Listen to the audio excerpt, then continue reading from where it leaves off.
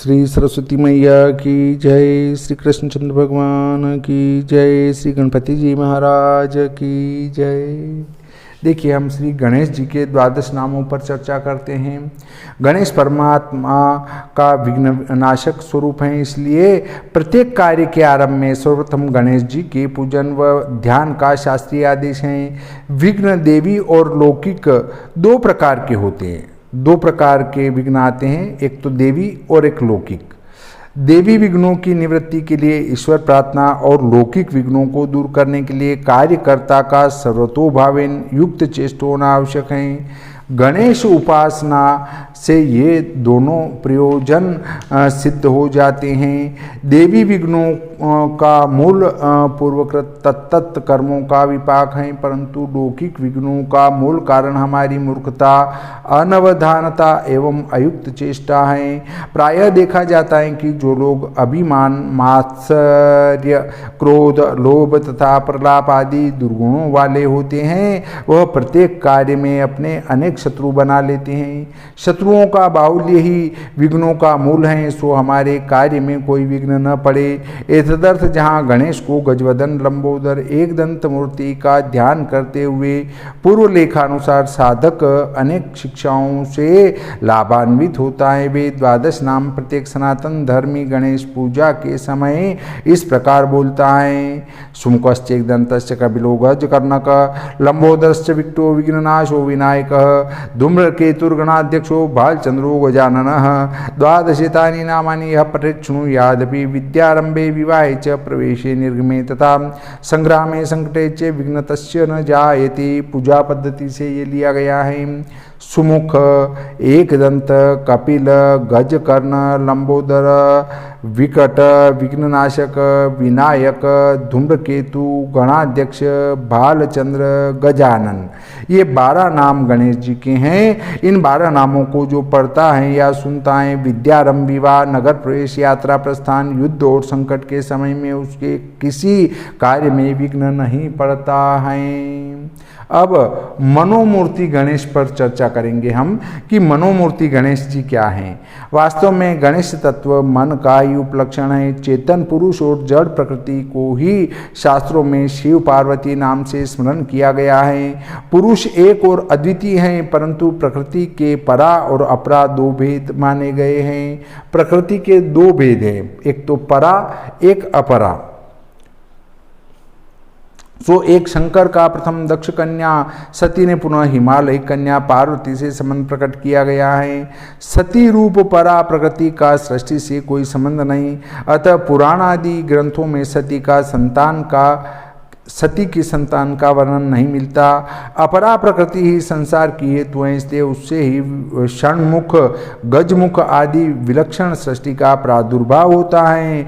पत्थर जड़ता का उपलक्षण है, तत्संभव पार्वती नाम भी इसी आशय से प्रयुक्त होता है। सो प्रत्येक प्राणी का चेतन जीव पुरुषत्व तत्व का अंश हैं और जड़ देह प्रकृति देवी का विकास। उक्त जड़ और चेतन दोनों के योगायोग से एक तीसरा तत्व उत्पन्न होना स्वाभाविक है, क्योंकि जब असमान गुणों वाली दो वस्तुओं का सम्मेलन होता है तो उसका परिणाम अनिवार्य रूप से अन्य तीसरे पदार्थ का प्रादुर्भाव होता है। सो प्रकृति जड़ है, पुरुष चेतन है और तत्संभव मन, उभयात्मक मन, इस दार्शनिक सिद्धांत के अनुसार जड़ चेतन दोनों की ग्रंथि कहा जाता है।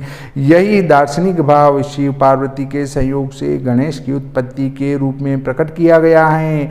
जड़ा प्रकृति के पूर्ण विकास का अंतिम परिणाम सर्वातिशायी शरीर गुरुत्व हाथी में दिख पड़ता है और बुद्धिजीवी प्राणी के रूप में चेतनांश का अंतिम विपरिणाम मनुष्य में व्यक्त हुआ है। इसलिए उभयम वा एतत् प्रजापतिः निरुक्तश्च के अनुसार वही द्वैत तत्व मन रूप गणेश में गज और नर के सामंजस्य से व्यक्त किया जाता है। देखिए, कहना न होगा कि समस्त कार्यकलाप की साधना एकमात्र मनस्तत्व पर निर्भर है। मन एवं मनुष्याणाम कारणम बंध मोक्षयोः तन्मे मन शिव संकल्पमस्तु।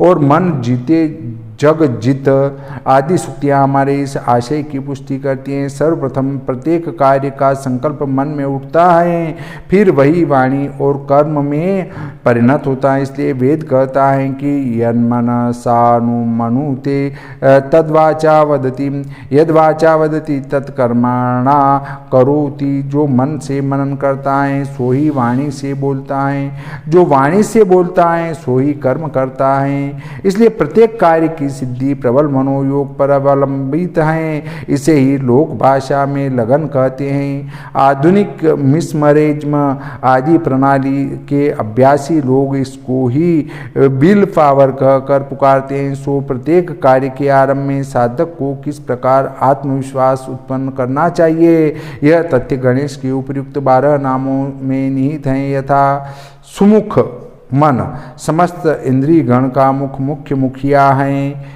ये गणेश जी के नाम के एक एक अर्थ हैं। एक दंत मन युगपद ज्ञानानुपपत्ति मनसो लिंगम। इस दार्शनिक सिद्धांत के अनुसार एक समय एक ही वस्तु में लगाया जा सकता है। कपिल मन अपनी चंचलता में कपि वानर को भी मात देने वाला है। गजकर्ण मन दूसरे के मन की गुप्त बात को भी आकार, इंगित, चेष्टा, भाषण और गति आदि से तत्काल भांप लेता है। लंबोदर समस्त संसार की दृष्ट श्रुत लंबी चौड़ी घटनाएं इसके एक कोने में समा जाती हैं। विकट यह इतना विकट है कि अर्जुन जैसे सव्यसाची योद्धा ने भी इसके प्राबल्य के सामने नतमस्तक होकर श्रीमद् भगवद गीता के शब्दों में चंचलम ही मनः कृष्ण ब्रह्माति बलवद्रढ़म कहते हुए हथियार डाल दिए हैं। भगवान श्री कृष्ण ने भी अर्जुन की इस क्रिया का प्रतिवाद न कर स्वयं भी असंशयम महाबाहो मनोदुर्निग्रहम चलम कहते हुए इसका समर्थन ही किया है। तभी तो संसार में चलते पुर्जे पुरुष को कहा जाता है कि इसका तो विकटों पर्यंत पाठ पहुंचा हुआ है। विघ्ननाश जब प्रबल मनोयोग से कोई कार्य किया जाएगा तो विघ्न बाधाएं अपने आप काफुर हो जाएंगी। विनायक यही सब इंद्रियों का विशिष्ट स्वामी है। जहाँ यह संयत हुआ कि इंद्रियों में कोई विकार हो ही नहीं सकता। धूम्रकेतु संकल्प विकल्पात्मक अविस्पष्ट धूम दूसर कल्पनाओं की सत्ता ही मन के अस्तित्व का प्रबल प्रमाण है। गणाध्यक्ष संख्या में आ सकने योग्य सभी सांसारिक पदार्थों का यह स्वामी है। बालचंद्र शंकर भगवान के मस्तक में विराजमान चंद्रमा का यह संक्षिप्त संस्करण है, क्योंकि विराट के मन से चंद्रमा उत्पन्न हुआ है और उस चंद्र तत्व से सब प्राणियों के मन अनुप्रमाणित हैं। गजानन हाथी की भांति इसका मुख भाग ही विलक्षण है। यदि साधक धैर्य पूर्ण आरंभिक कठिनाइयों को पार कर जाए तो फिर कंठ से नीचे का उत्तर भाग तो चेतनांश का ही भी परिणाम है। अर्थात आरंभ में ही साधक को मन का अटपटापन खलता है, पश्चात वही मन साधना का इतना अभ्यासी हो जाता है कि उसके बिना अन्य किसी व्यापार में वह शांति अनुभव नहीं करता। यह स्पष्ट है कि यदि साधक उक्त 12 नामों का अर्थ मनन पूर्वक उच्चारण करे तो उनमें आत्मनिर्भर होने की भावना जागृत हो सकती है। गणेश विश्वतो मुख प्रणव है। गणपति अथर्वशीर्ष में लिखा है कि ओम नमस्ते गणपति, ओमकार रूप गणपति के लिए नमस्कार हैं। हम पीछे मोदगल पुराण के प्रमाण से यह सिद्ध कर आए हैं कि वास्तव में विश्वतोमुख सगुण ओमकार ही गणेश रूप में पूजा जाता है। सो यदि विश्वतोमुख ओमकार की लेख्य प्रतिमा बनाए तो इस प्रकार से बनेगी। देखिए मैं आपको ओमकार की लेख्य प्रतिमा बनाकर बताने की कोशिश करता हूँ ताकि आप आसानी से इसको समझ सकेंगे। जो हम स्वस्तिक चिन्ह बनाते हैं वो इस प्रकार से बनता है। इसमें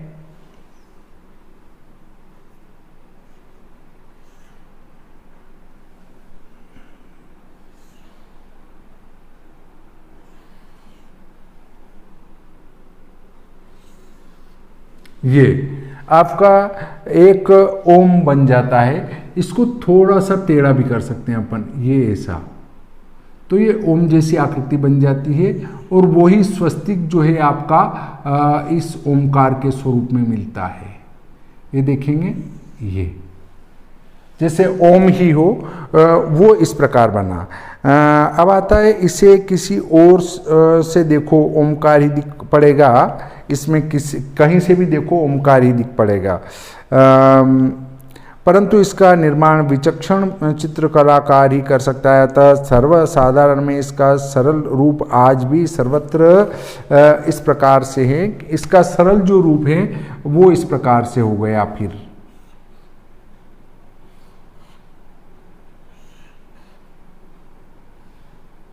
ये हमने इसको सरल कर दिया, इस स्वरूप को इसमें ले लिया, पूजा जाता है, जिसे स्वस्तिक कहा जाता है। भारतीय संस्कृति के इस पवित्र चिन्ह को अन्य सभ्य देशों ने भी अपनी संस्कृति में परिग्रहित किया है, परंतु जिस प्रकार गंगा से निकलने वाला गंगा प्रवाह ज्यों ज्यों आगे बढ़ा है त्यों त्यों अनेक सहायक नदियों के संगम से विचित्र होता गया है, ठीक इसी प्रकार हमारी संस्कृति और उसके चिन्ह भी अन्य देशों में कुछ विचित्र अवश्य हो गए हैं।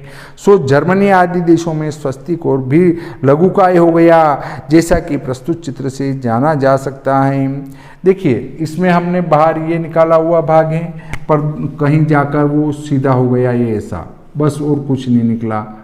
कहीं जाकर वो हो गया ऐसा, और कहीं जाकर वो हो गया कैसा, ऐसा,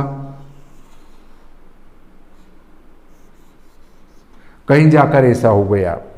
तो अपने को विशुद्ध आर्य मानने में गौरव अनुभव करते हैं, इसी रूप को महत्व दिया है, परंतु इंग्लैंड आदि अन्य सभी ईसाई जातियों इसे क्रॉस के रूप में सरल बनाकर सम्मान देती हैं। इसका कुछ विवेचन और पीछे बताए हैं हम। इस्लामी संस्कृति संपन्न जातियाँ इसे अर्धचंद्र सहित सर्वतोमुख तारे के रूप में सम्मान देती हैं। वह वास्तव में ओंकार का अर्धबिंदु चिन्ह ही है। ये जो है ओंकार का चंद्र बिंदु ही है। बात वो की वही है, जो ये है, इससे ये बना, इससे ये बना, इससे ये बना और इससे ये भी बना हुआ है। तो इस प्रकार मैंने आपको कई वीडियो के अंदर लगभग 9 खंडों में 9 वीडियो बनाकर गणेश जी के स्वरूप पर विस्तार से बताया। अब अगले वीडियो में जो है मैं आपको कोशिश करूँगा कि नवग्रह के ऊपर विस्तार से बताऊं। आप ये देखकर सोचेंगे कि वास्तव में जो अपना ग्रह हैं वो क्या किसी व्यक्ति के ऊपर चढ़ जाते हैं या नहीं चढ़ते हैं, इस संबंध में हम विस्तार से चर्चा करेंगे। तब तक आप अगले वीडियो का इंतज़ार कीजिए। श्री सरस्वती मैया की जय, श्री गणपति जी महाराज की जय।